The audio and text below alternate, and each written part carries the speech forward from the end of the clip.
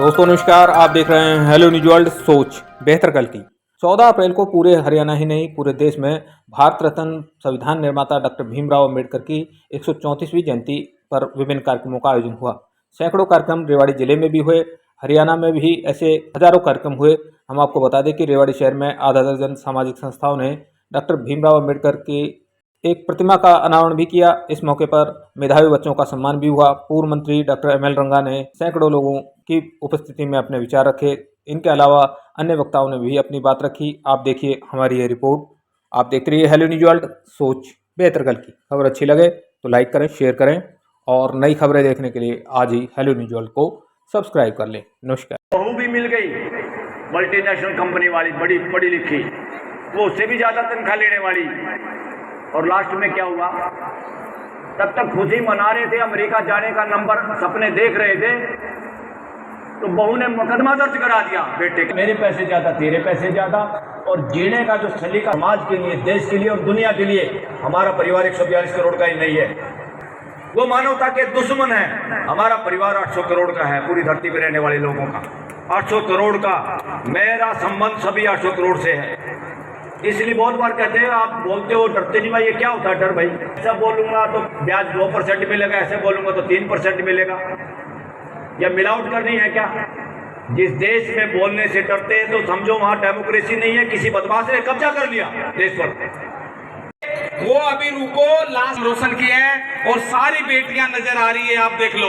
और ताली तो बजा दो, ताली बजाना आप लोग भूल जाते हैं, पता नहीं जाते समय फाइल लेते जाना। आप लोग उधर से पीछे आ जाओ मंच पे। दिनेश कुमार वो आ जाए, सारे लोग आ जाएंगे। और सिंह, निधि कपिल, खुशबू नरेश कुमार, श्वेता दिनेश कुमार। हिम्मत की इन बच्चों को आपने इतना आगे बढ़ा दिया है, इतना आगे बढ़ा दिया है। और सनोफ दलबीर सिंह नहीं है क्या IIT? हार्दीप सनोफ दलबीर सिंह, अच्छा आगे माता जी। हेलो। इसके बाद साक्षी डॉक्टर मनोज कुमार, साक्षी डॉक्टर मनोज कुमार IIT से। तालियां आप लोग एक बार तालियां दीजिए हमारे बॉडी बिल्डर के लिए, कबड्डी प्लेयर के लिए। 80,000 पता नहीं कितने 18,000 करोड़ का घर प्राइम मिनिस्टर का। और MP भी, छोटे छोटे MP भी कई कई एकड़ के बंगले में रहते हैं। हर गेट पे सुरक्षा कर्मचारी आपके बच्चे, दुनिया भर के नौकर चाकर, दुनिया भर के। क्यों जाते हो? ये जाते नहीं, जबरदस्ती ले जाए जाते हैं। इस देश का राष्ट्रपति कुंभ में और मंदिर में जाती नहीं, जबरदस्ती ले जाई जाती फोटो सेशन के लिए और देश को गुमराह करने के लिए। अरे इतनी भूख हो गई, क्या करोगे तुम शिक्षा मंत्री? तुमने तो हाजी बेड़ा कर दिया शिक्षा का, आपके यहीं का रहने वाला है। अब तो शायद वो एक्टिव नहीं है पॉलिटिक्स में। और राम रहीम के आगे लंबा लेटा हुआ था आपका। इसमें किसी की नाराजगी हो तो मैं अक्षमा यात्रा नहीं करता, मेरे विचार है और मुझे बोलने की आजादी है, मुझे बोलने की आजादी नहीं होगी। बाबा साहब अमर रहे। आगे बढ़ती नीति उफ तक न करती। चलिए देखते हैं। मुन्ना, मामा देखो मैं तेरी नई किताबें लाई हूँ। मामा, मैंने सारा स्कूल का काम कर लिया है और आज सर ने मुझे अच्छे बच्चे का इनाम भी दिया है। अरे मेरा मुन्ना चुप चुप जी, मेरे लाल तू पढ़, तू इतना पढ़ कि लोग बोले देखो मुन्ने की माँ कमला जा रही है। बेटा, बाबा साहब ने एक बात कहा था, शिक्षा वो शेरनी का दूध है जो जितना पिएगा उतना ही झाड़ेगा।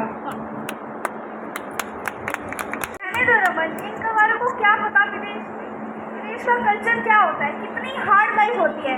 कभी इस कुटिया से बाहर जाए तो पता भी चले कितनी बदबू है यहाँ, मुझसे तो सहा भी नहीं जाता। अरे बोलना क्या बोलना चाहती है? क्या बोल रही है बेटा? ये कुछ मुझे भी पता है। एक बच्ची और रह गई, क्या नाम है बच्ची का? सर सेलिन, मेरे पास नाम नहीं आया है, जिनका बच गया। 1 मिनट जोरदार तालियां दीजिए, ताली बजाना भूल गए हैं सर। इसके बाद लक्षिता, प्रदीप, दीप शिखा, मुकेश कुमार, अंकिता, अजय कुमार, निधि, धीरज कुमार। साथ लेकर के जाना है, आप चिंता मत करो, सबके लिए सारी व्यवस्था करेंगे। कोई बात ही नहीं, इतनी देर लगाई है तो इतनी देर तैयार करें उसके।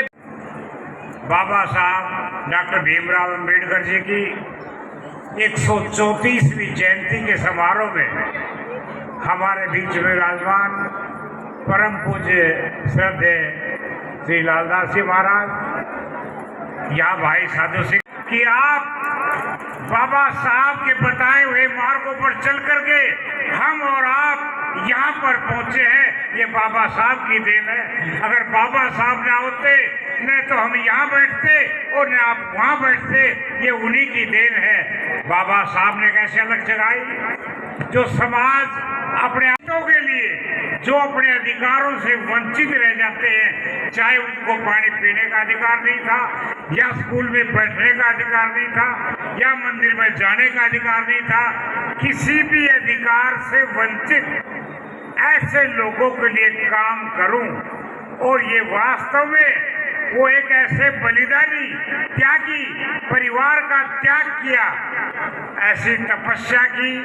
उस समय में स्कूल के बाहर बैठकर वो शिक्षा ली जो शिक्षा आज तक ना कोई ले सका, और भविष्य तो अंधकार में शायद इतनी डिग्रियां कोई ले पाएगा।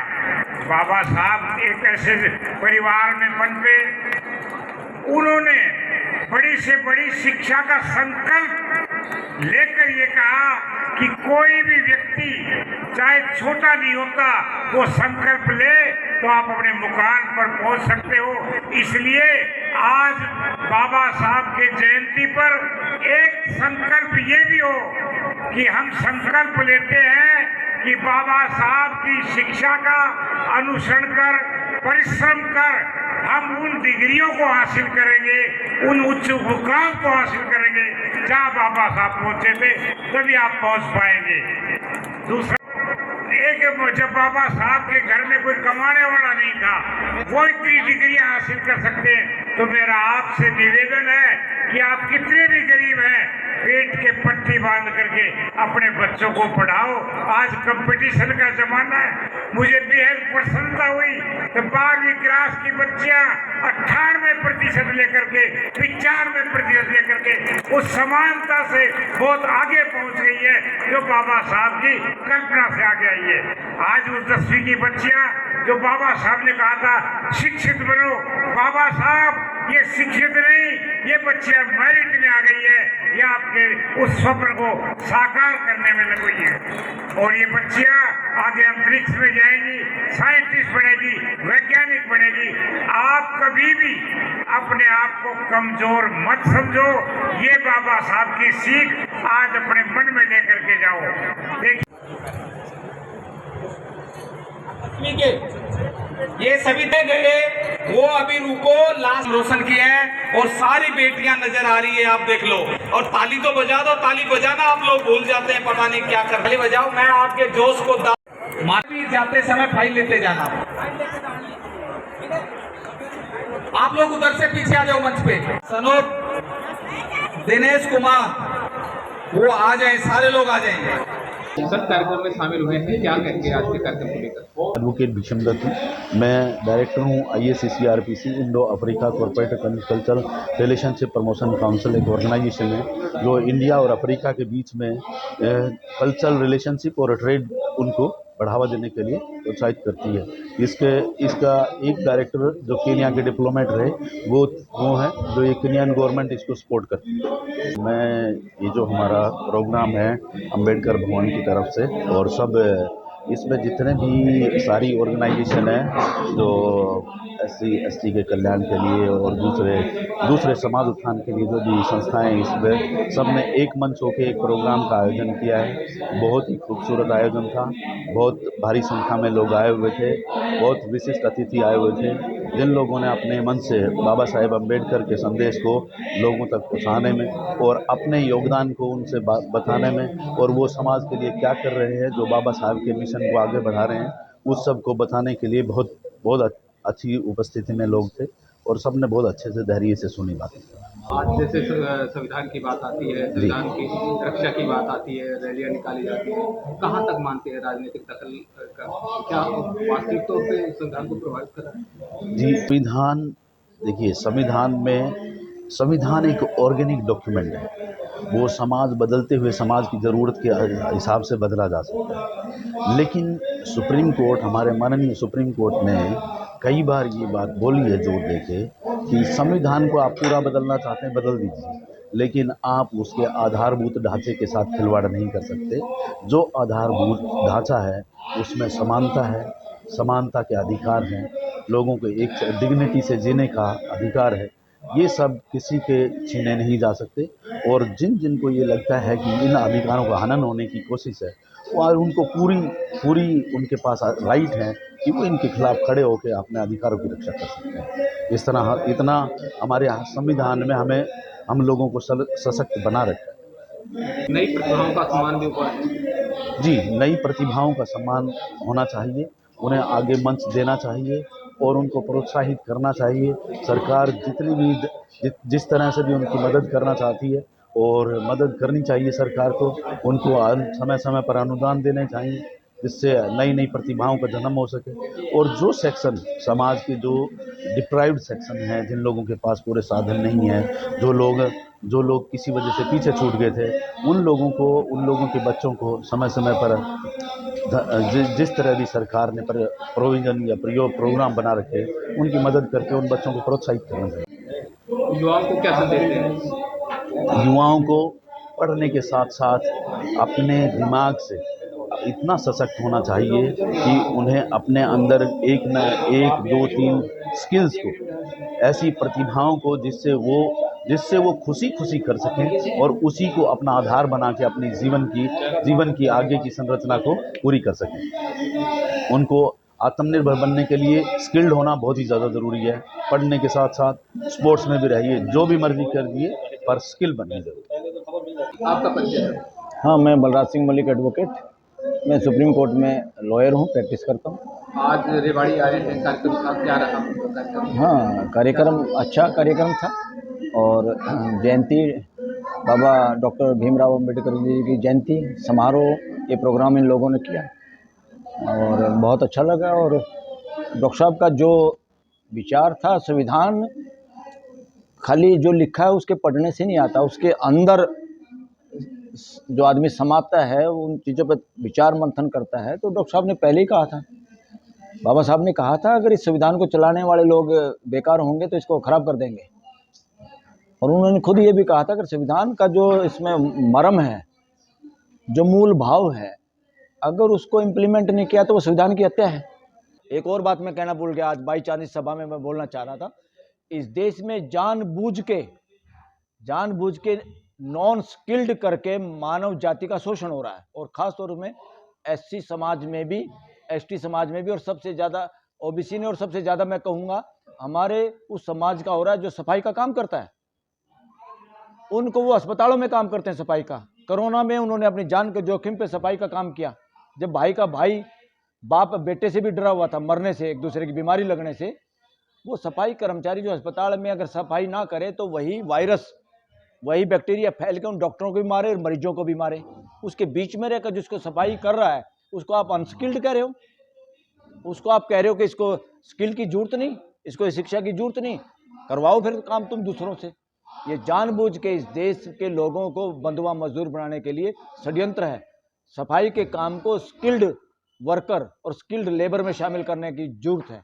इसीलिए जो ये वेजेस का मामला है, मिनिमम वेजेस भी नहीं मिल रहा, बहुत कम मिल रहा है। दिल्ली में आप सरकारी कर्मचारियों के लिए या नेताओं के लिए, भाई वहाँ रहना महंगा है, उनकी तनख्वाह भी ज़्यादा है, मगर सफाई कर्मचारी जो काम करता है, मेरे को सफाई कर्मचारियों के साथ जो भेदभाव अन्याय हो रहा है पूरे देश पे कलंक है। साहब, अगर बात की जाए संविधान की, बहुत चर्चाएं हैं कि संविधान का हत्या की जा रही है, संविधान का पालन सही से नहीं हो रहा है, राजनीतिक दखल और सरकारों की नीतियां, क्या मानते हैं, सही दिशा में जा रहा है संविधान? नहीं, बिल्कुल गलत दिशा में जा रहा है। देश में बोलने की आज़ादी कम हो रही, बोलने से डरते हैं जो लोग बोलते हैं। समाज ये कह रहा है और देश में भी ये है कि पत्रकार कोई बोलता है उसको जेल में डाल दो, कोई अपोजिशन का लीडर बोलता है उसको जेल में डाल दो, उस पर मुकदमा बना दो। और जो भ्रष्टाचारी जो मंच पे खड़ा होकर, इस देश का प्राइम मिनिस्टर भी पूरी जोर जोर से कहता है चक्की पीस हम जेल में जाएंगे, इस तरह की बातें करता है। उन्हीं लोगों को फिर वो डिप्टी सीएम सवेरे सवेरे अर्ली इन द मॉर्निंग बनाता है। ये क्या हो रहा है? ये नैतिकता नहीं, ये नैतिक पतन हो रहा है देश का। जो लोग अपने आप में सुशासन देने की ठेकेदारी लेते थे, ये सबसे ज़्यादा खतरनाक है देश के लिए। ये लोग, ये मानसिकता इस देश को मानसिक गुलाम बनाने का, और एक तरह से वर्णवाद को और गहरा, वर्णवाद की संस्थाएं कितनी मजबूत हुई हैं, उनको कितना पैसा दिया गया है। ये जो बिल्डिंगें बनी है ना, हजारों हजारों करोड़ों से, ये कहाँ से पैसा आया है? इसी देश का पैसा है। जो ये बेची जा रही हैं सरकारी संस्थाएं, और सस्ते भाव में किसी खास आदमियों को बेची जा रही हैं। क्या कह रहे हो, सोच रहे हो आप? उसमें कोई ट्रांसपेरेंसी है? उधर से काला धन फिर इलेक्शन में यूज होता है। उन्हीं की वजह से एमएलए एमपी खरीदे जाते हैं, उन्हीं की वजह से जनता में पैसा बांटा जाता है, और जनता की गरीबी का मिसयूज किया जाता है। जैसे टॉफी दे के अपहरण करते हो ना, बच्चों को अपराध करते हो, ऐसे ही हमारे समाज के लोगों को पैसे बांट के, साड़ी बांट के, और इस तरह के झूठे वादे करके जो आप करते हो, आप अपहरणकर्ताओं से बड़े अपराधी है जो भी करता है इस काम को। और इस वक्त सारी पॉलिटिकल पार्टियां इसमें शामिल रहती है, मगर इन्होंने तो सारा रिकॉर्ड तोड़ दिया। ये सरेआम। अब देखिए, जिसको लगाएं आप अंदाजा लगा लीजिए, बीजेपी में टिकट किसको मिलती है, मंत्रालय किसका पक्का होता है, जो हेट स्पीच देता है, जो जानबूझ के अपने व्हाट्सएप पे भी वो तिलक लगाना जरूरी है। जिसने जिंदगी में कभी तिलक नहीं लगाया, वो तिलक लगाता है सिर्फ इस वजह से कि उसकी टिकट ना कट जाए। इन्होंने पार्लियामेंट को वो बना दिया, एक तरह से रामलीला ग्राउंड बना दिया। पार्लियामेंट में बैठने का सुधार करना पड़ेगा। पार्लियामेंट में पार्लियामेंटेरियन होते हैं, कांग्रेस और बीजेपी नहीं होती। देश के संविधान में सिर्फ और सिर्फ पार्लियामेंटेरियन का जिक्र है, पार्टियों का जिक्र नहीं है। पार्टियों तो हमने बाद में बनाई हैं, मगर वहाँ पार्टी के आधार पे पार्टियों के दफ्तरों को जगह भी मिलनी चाहिए, नहीं मिलनी चाहिए पार्लियामेंट के अंदर। ये बदमाशी है, ये संविधान की हत्या है, ये संविधान के खिलाफ है। और डॉक्टर अंबेडकर के जयंती पे आके मुझे बहुत अच्छा लगा। और डॉक्टर अंबेडकर की जैसे महापुरुष की जयंती मनाने में, उनका जन्म दिवस मनाने में, उन सब लोगों का भी, मेरा भी अपना जन्म दिवस मन गया। जितने लोगों का ने अपना जन्मदिन नहीं मनाया, या भूल गए, या मनाना चाहते थे नहीं मना पाए। महापुरुषों का जन्मदिन मनाने का मतलब है पूरे समाज का जन्मदिन मनाना, अपना भी मनाना।